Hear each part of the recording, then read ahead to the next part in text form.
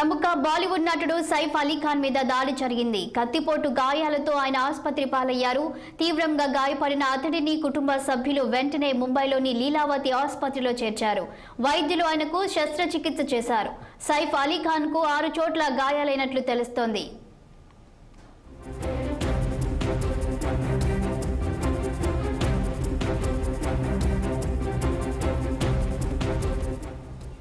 బాలీవుడ్ నటుడు Saif Ali Khan star heroine Kareena Kapoor దంపతులు ముంబైలో నివాసం ఉంటున్నారు.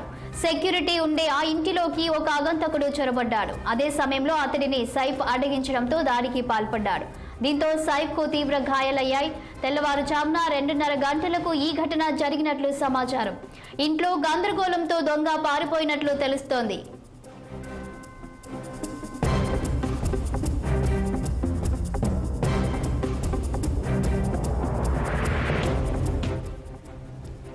బాలీవుడ్ ఇండస్ట్రీలో టాప్ హీరోలలో సైఫ్ అలీ ఖాన్ ఒకరు. ఎన్నో సూపర్ హిట్ చిత్రాలు నటించి మంచి గుర్తింపు తెచ్చుకున్న సైఫ్ ఇప్పుడు విలన్ గా కొత్త అవతారం ఎత్తాడు.